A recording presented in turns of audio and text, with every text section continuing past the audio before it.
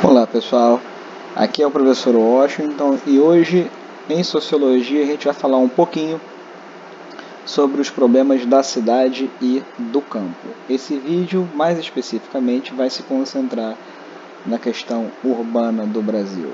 Bom, a primeira coisa que a gente tem que saber para pensar a questão urbana é a gente entender uma definição de cidade. Esse é um tópico que a gente vai dialogar bastante com a geografia. Bom, quando a gente fala de cidade, a gente está falando de uma concentração de pessoas em um determinado espaço geográfico. Em termos de critério no Brasil, para esse amontoado de pessoas ser considerado uma cidade, tem que ter no mínimo 20 mil habitantes. Bom, e tem que ser sede de um município. Essa é uma definição bastante polêmica, né? Porque a gente sabe que existem um número bastante grande de municípios com menos de 20 mil no Brasil, mas o que nos interessa é essa concentração, densidade demográfica. A gente vê que os principais setores econômicos são os setores secundários, indústria ou terciário, que é o setor de serviços. Bom, essas cidades elas costumam ser polos de poder político no sentido de que elas são a sede das decisões políticas a serem tomadas sobre um determinado território, né? O território do município. Em geral, congregam o poder executivo, legislativo, judiciário, polícia, outros órgãos, sejam eles federais, municipais ou estaduais. A gente vê que também ela é composta por diferentes grupos sociais que podem ser mais ou menos diferenciados, variando obviamente de caso para caso.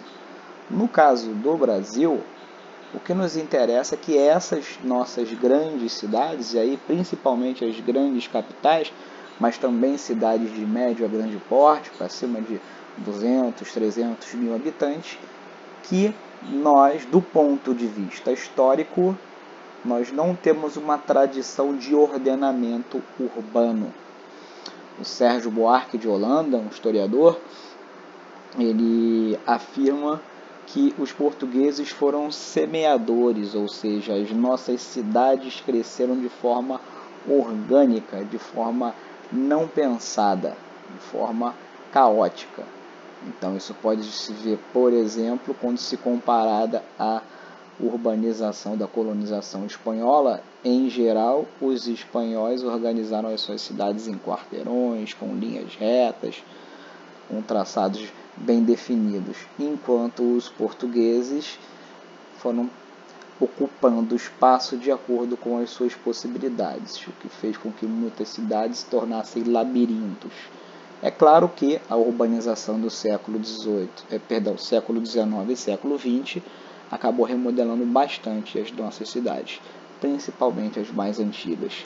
No entanto, o problema persiste, de crescimento desordenado, a precariedade da infraestrutura.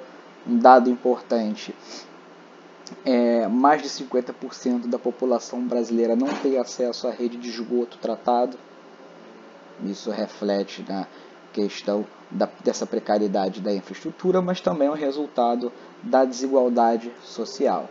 E outro resultado da desigualdade social é a violência a qual a população está exposta, principalmente as populações de baixa renda. No caso do mundo, o que nos interessa aqui é que a revolução industrial ela deu um impulso para que o ser humano se tornasse um ser urbano, em sua maioria. Hoje a maioria da população vive em grandes cidades no mundo. Esse é o impulso que começou na década que se intensificou, com a Revolução Industrial, virada do século XVIII, todo o século XIX e XX e continua no século XXI. Para o que nos interessa aqui no Brasil, a gente tem que entender a nossa problemática urbana tendo como ponto de partida a nossa colonização. Os povos indígenas que aqui residiam não tinham criado nada parecido com um núcleo urbano. Havia, obviamente, alguns núcleos tribais, dependendo de cada caso, eram nômades ou seminômades, e algumas descobertas, principalmente na região da Amazônia, apontam para uma maior densidade populacional. No entanto, são pesquisas recentes. Então, a gente, nesse momento, pode apontar que não havia nenhum tipo de núcleo urbano ou coisa parecida com o que a gente entendia durante o período pré-colonial, pelo menos até onde a gente sabe. Então, as cidades brasileiras obedeceram à lógica da colonização portuguesa e principalmente da exploração econômica. Então, a gente vê que os primeiros séculos da nossa colonização foram séculos em que, no geral, os portugueses não avançaram muito para o interior. Pouca exceção para a região do Nordeste da Bahia com o gado, mas também não avançaram muito para dentro. Por que isso? 2 motivos. Primeiro, a ligação econômica era com a metrópole. A principal atividade econômica era a atividade açucareira, que se encontrava principalmente no litoral do Nordeste. Então não havia nem população suficiente para povoar e nem um interesse econômico no primeiro momento. A gente vai ver que, para além dessa questão política e econômica, há também a resistência dos povos indígenas. Esses sim, conhecedores do território. Então, nisso eles tinham vantagens. Então, em geral, os povos portugueses não avançaram muito para dentro do interior.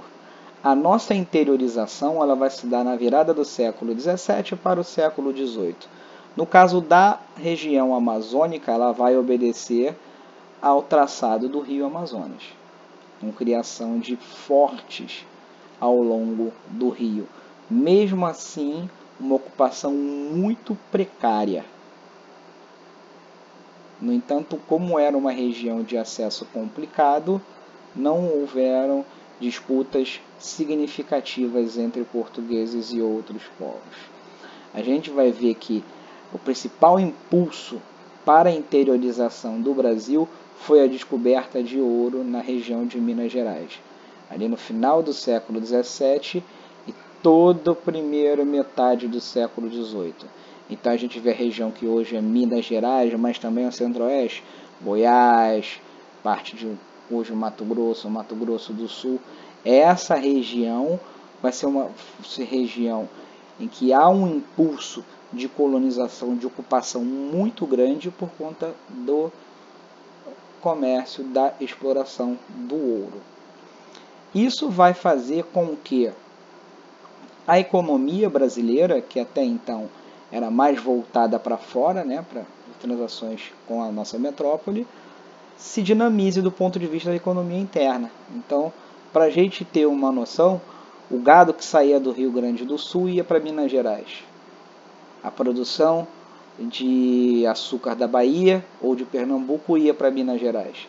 Escravos e produtos que vinham da Europa, África ou Ásia tinham no porto do Rio de Janeiro, mas também no porto de Salvador e de Olinda, de Recife, portas de entrada de ligação para Minas Gerais. Da produção de algodão na região norte, Maranhão, Piauí, também tinha em Minas Gerais uma fonte de compra. Então a gente vai ver que há, portanto, uma dinamização no mercado interno.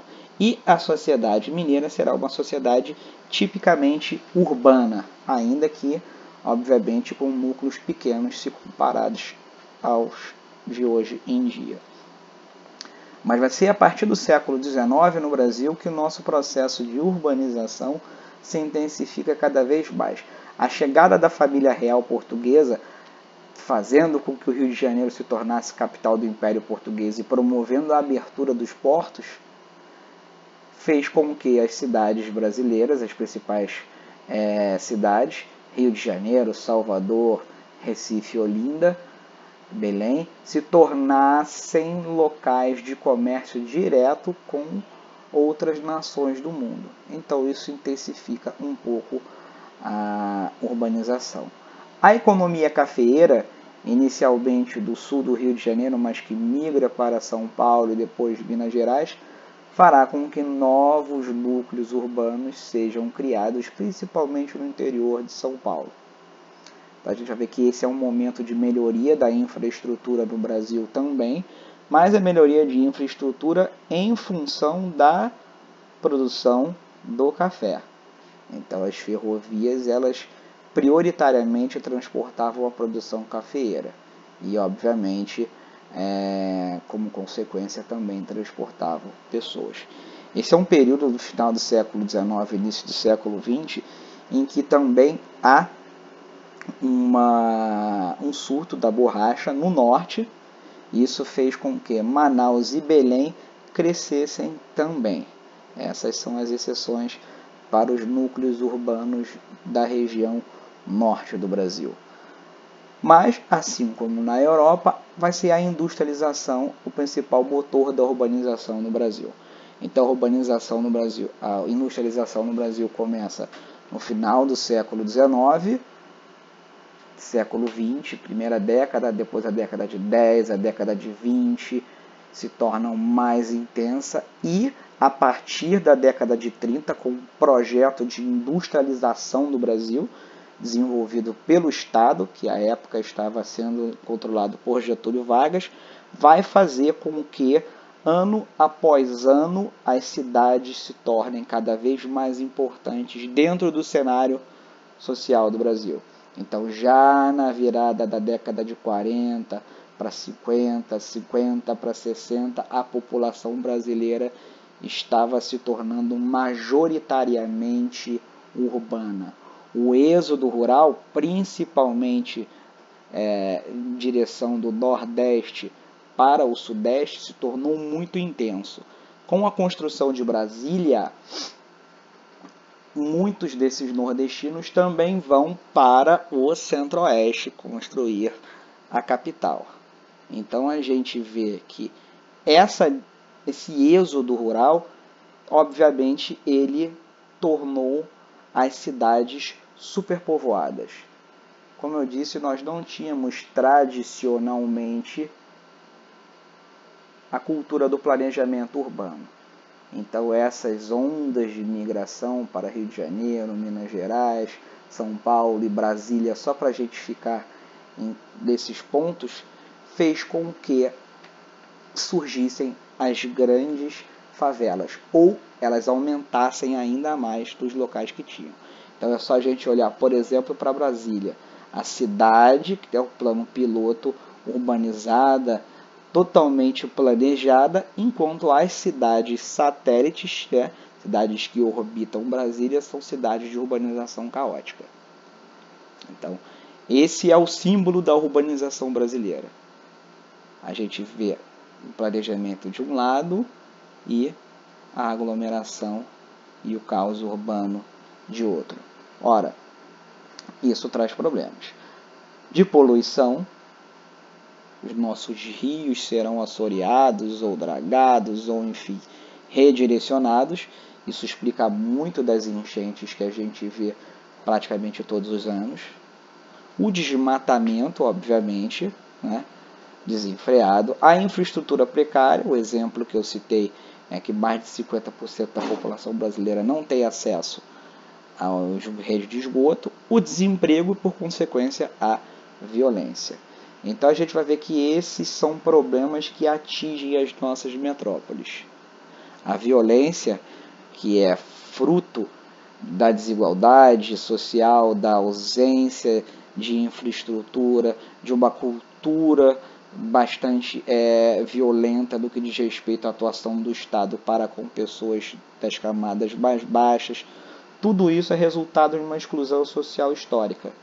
E do ponto de vista numérico, são as populações afrodescendentes aquelas que mais sofrem com essa violência. Com isso, terminamos essa explicação dos problemas das cidades brasileiras.